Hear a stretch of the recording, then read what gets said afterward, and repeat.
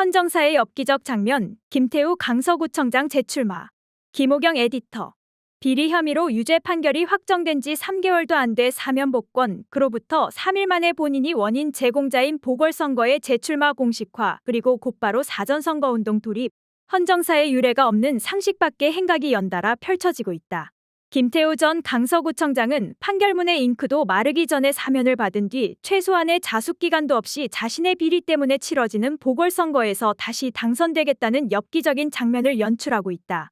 지역 유권자나 국민들에게 일말의 사죄도 없음은 물론이다. 윤석열 정부 들어 한국 사회의 거의 모든 분야가 급격한 퇴행의 길을 걷고 있지만 김태우 전 구청장 사례는 법치주의 유린, 정치 윤리 파탄이라는 측면에서도 상징적이다. 김 전 구청장은 지난 18일 수건해결사 김태우가 강서구로 돌아왔다며 강서구청장 보궐선거 예비후보로 등록한 직후부터 지역 곳곳을 누비는 사전선거운동에 뛰어들었다. 공직선거법에 따라 기초단체장 예비후보자로 등록하면 선거사무소 설치, 선거사무소의 간판, 현판, 현수막 달기, 명함 배부, 어깨띠 착용, 문자메시지 전송 등의 지지 호소 행위를 할 수 있다. 김 전 구청장은 27일 선거 캠프 개소식 일정을 페이스북을 통해 알렸고 24일엔 천군만마를 얻었다면서 유영 전 강서구청장이 자신의 후원회장을 맡았다는 사실을 전했다. 유영 전 구청장은 전남 여수 출신으로 민선 초대 3대 강서구청장을 지낸 인물인데 공천을 받는 과정에서 민정당, 민자당, 통일국민당, 민주당, 새정치국민회의, 한나라당, 새누리당을 두루 섭렵해 현란한 당적 이동으로도 유명하다. 2008년 제18대 총선에서는 통합민주당 신기남 후보를 지지했고 2016년 제20대 총선에서는 새누리당 후보로 강서병 지역구에 출마했지만 민주당 한정혜 후보에 밀려 낙선한 바 있다. 김 전 구청장은 야권을 비난하는 정치적 발언에도 적극적이어서 자주 언론을 타고 있다. 지난 20일엔 민주당 이재명 대표가 전남 계곡에서 일어난 물놀이 사고에 대해 규칙을 지키게 하는 공적 의지의 부재가 국민의 생명까지 위협한다고 지적한 걸 두고 본인에 대한 검찰 수사를 피하기 위해 국회 뒤에 숨는 이 대표가 그런 공적 의지를 가졌는지 궁금하다고 비아냥거렸다. 15일엔 도둑놈을 잡으라고 신고했더니 도둑놈이 신고자 보고 나쁜 놈이라네요라며 조국 씨는 민주당 비리 정치인과 관료의 정당한 감찰을 무마하고 감찰권을 악용해 반대 진영의 약점을 캔 최악의 민정수석이라고 맹비난했다. 김 전 구청장은 지난 5월 18일 대법원이 공무상 비밀누설 혐의로 징역 1년에 집행유예 2년 판결을 확정함으로써 구청장직을 상실했다.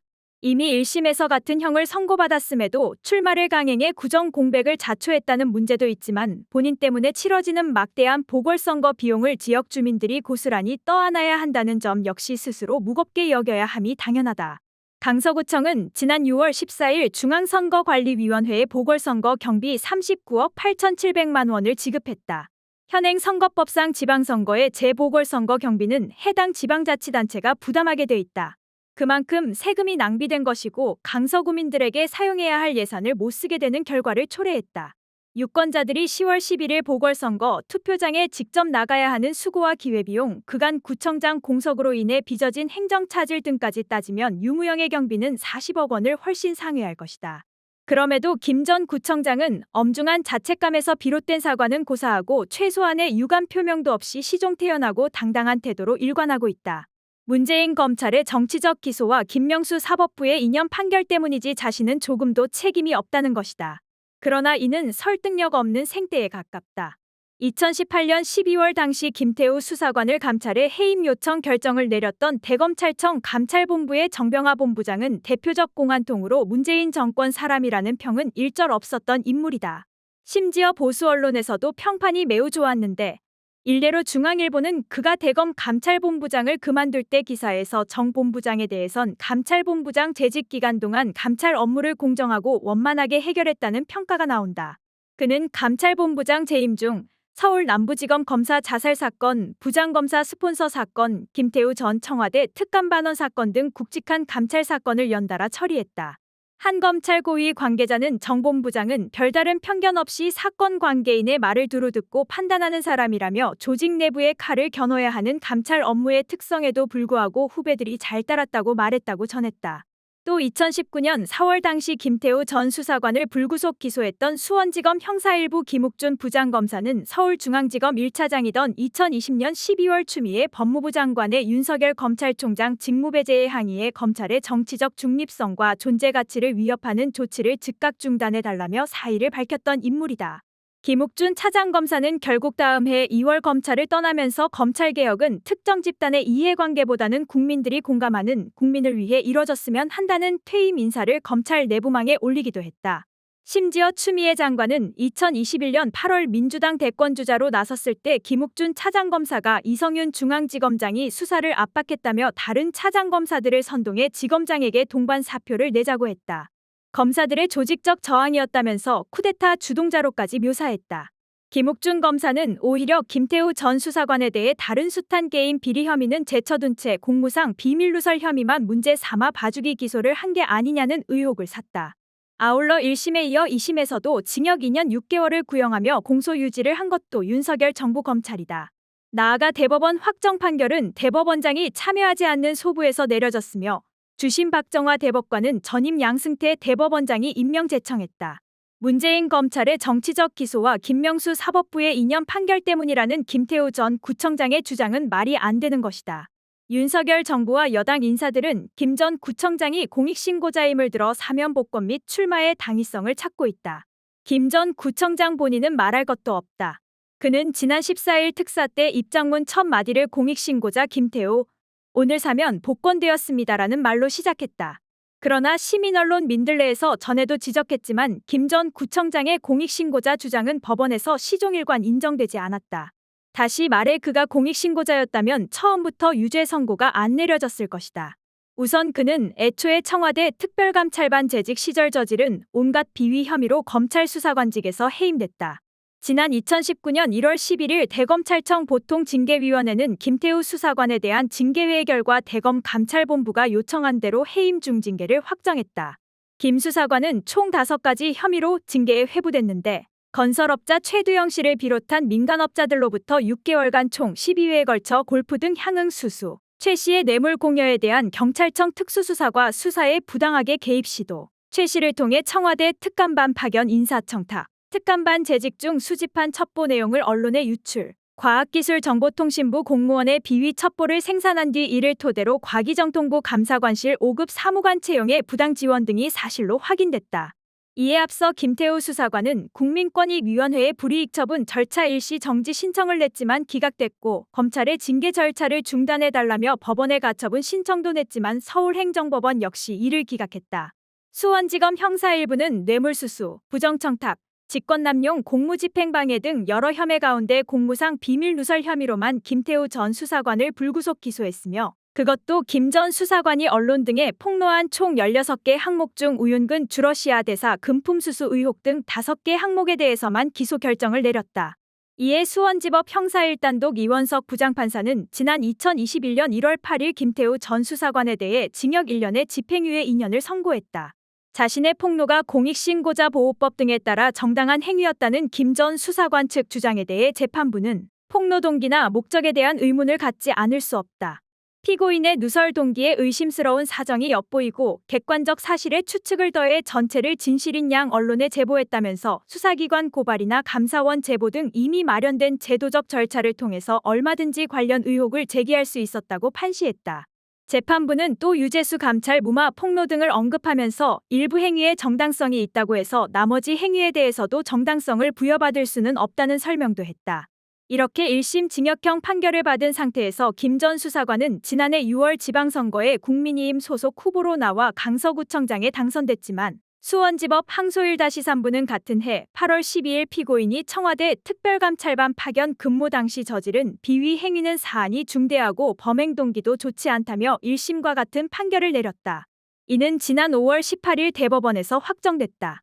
이처럼 법원은 김 전 수사관을 일시적으로 공익신고자로 인정했던 국민권익위원회 조치가 사실상 잘못이었다고 일관되게 판단한 것이다.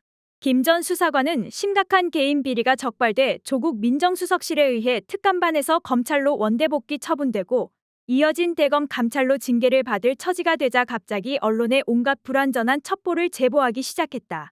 하지만 공익신고자보호법은 부정한 목적으로 신고를 한 경우 공익신고로 인정하지 않도록 규정하고 있다. 그래서 야권 등에서는 공익신고자가 아니라 사익신고자라고 칭하기도 한다. 사법부가 공무상 비밀누설이라고 확고하게 결론 지은 사안을 공익신고, 내부고발이라고 멋대로 뒤집으며 정부가 3개월 만에 사면 복권을 해주고 곧이어 당사자는 복직을 시도하는 것은 법원 판결을 정면으로 무시한 채 원점으로 돌리겠다는 노골적인 선언이다. 민주주의의 근간인 삼권분립과 법치주의를 두 번 죽이는 행태인 것이다. 이는 대법원의 일제 강제동원 피해자 배상 판결이나 국회 본회의를 통과한 각종 법률안을 윤석열 정권이 완전히 능멸하는 처사와 같은 맥락이다. 국민의힘 지도부에서는 아직 김 전 구청장을 공천할지 여부에 대해 분명한 언급을 하고 있지 않다. 당 소속 선출직 공직자의 귀책 사유로 발생한 보궐선거에는 무공천한다고 당원 당규에 규정돼 있는데도 김태우든 누구든 후보를 안 내겠다는 말을 안 하고 있는 것이다. 여론 추이를 살피며 간을 보는 분위기다. 여당 안팎에서는 결국 김 전 구청장이 공천을 받아 출마할 것이라는 관측이 우세하다. 윤석열 대통령의 의향, 즉 윤심이 실려 있다고 보기 때문이다. 애초에 유죄 확정 판결을 받고 구청장직을 잃은 지 3개월도 채 되지 않은 김 전 구청장을 막무가내로 광복절 특사에 포함시켰을 때부터 윤심은 명확했다는 게 중론이다.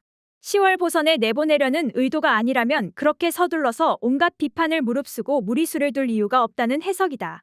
김 전 구청장 본인도 지난 14일 사면 발표가 나온 지 불과 1시간 만에 사면을 결정해 주신 윤석열 대통령님과 정부 당국에 깊은 감사를 드린다며 강석으로 다시 돌아가겠다고 공언했다.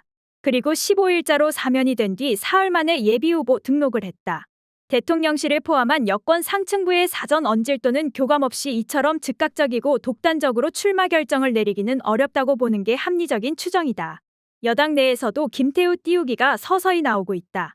윤석열 정부 초대 통일부 장관으로 재직하다 당에 복귀한 권영세 의원은 지난 10일 CBS 라디오 박재홍의 한판 승부를 통해 정치 현안에 대한 의견을 처음 밝히며 귀책 사유가 있을 경우 안 내는 건데, 김태우 전 구청장의 경우는 사실 할 말이 있는 분이라며 공익제보로 그렇게 심할 정도로 처벌되는 게 마땅한가라고 말했다.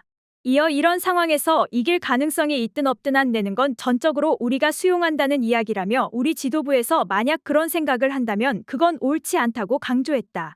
또 여러 명 후보와 비교해 같은 조건에서 만약 경쟁력이 김태우 후보가 제일 낫다고 그러면 다시 낼 수도 있다고 생각한다고 일찌감치 김 전 구청장 공천론에 힘을 실었다. 홍준표 대구시장은 25일 페이스북에서 총선을 앞두고 변수를 만들지 않기 위해 강서구청장 공천을 하지 않으려는 것은 이해는 가지만 비겁한 처사라고 주장해 당내 논의에 또 한 번 불을 댕겼다. 홍 시장은 공익을 위한 폭로로 선고유예를 해도 될 그런 사안을 굳이 집행유예를 했기 때문에 부당하다고 보고 대통령께서 즉시 사면한 게 아니던가? 그러면 당연히 공천을 해서 수도권 민심의 흐름을 확인해보고 총선 대책을 세우는 게 맞지 않느냐고 촉구했다. 10.11 재보선은 2015년 하반기 재보선 이후 8년 만에 치러지는 하반기 재보선인데다 서울 강서구청장 한 곳만 해당이 돼 집중도가 높을 수밖에 없다. 내년 4월 총선을 앞두고 전국에서 유일하게 치러지는 단체장 선거인 만큼 정치권에선 총선 전초전으로 인식하고 있다. 특히 국민의힘과 민주당 지지율이 여론조사 기관에 따라 전화면접이냐 자동응답이냐에 따라 널뛰기를 하는 상황에서 실제 바닥 민심을 확인할 수 있는 중요한 선거가 될 전망이다. 여기서 승리할 경우 총선 기선 제압은 물론 전국 주도권까지 가져갈 수 있다. 강서구는 민주당 세가 다소 강한 편이지만 그때그때 선거에 따라 여야의 승패가 엎치락뒤치락하는 혼전 양상을 보였기 때문에 전반적인 민심의 추세를 가늠할 수 있는 지역이다. 역대 민선 강서구청장은 1995년 민주당 유영, 1998년 새정치국민회의 노현송, 2002년 한나라당 유영, 2006년 한나라당 김도현, 2007년 한나라당 김재현, 2010년 민주당 노현송, 2014년 새정치민주연합 노현송, 2018년 더불어민주당 노현송, 2022년 국민의힘 김태우 등으로 유권자들 성향이 특정 정파에 고정돼 있지 않음을 알 수 있다. 지난해 3월 대통령 선거 때 강서구 표심을 보면 민주당 이재명 후보는 49.17%, 국민의힘 윤석열 후보는 46.97%의 득표를 기록해 이 후보가 2.20%포인트 근소한 차이로 앞섰다. 반면 지난해 6월 지방선거 때 서울시장 여야 후보의 강서구 득표율은 국민의힘 오세훈 후보가 56.09%로 과반을 훌쩍 넘긴 데 비해 민주당 송영길 후보는 42.10%에 그쳐 13.99%포인트의 큰 격차를 보였다. 현재 국민의힘 입장에선 윤석열 대통령 지지율이 30% 중반대에 불과할 정도로 여론이 안 좋은 데다 자당의 귀책 사유로 치러지는 보궐선거에 섣불리 후보를 냈다가 민심을 더욱 악화시켜 패배하게 되면 치명상을 입을 수 있기 때문에 공천 여부를 놓고 결론을 내지 못하고 있다. 국민의힘이 여러 형세를 감안해 민주당과의 정면 승부는 포기하면서 원칙 핑계를 대고 후보를 내지 않거나 김태우 전 구청장이 무소속으로 출마하도록 관망하지 않겠느냐는 예상도 나온다. 김 전 구청장이 이번 보궐선거는 접고 내년 총선을 노릴 가능성도 없지 않다.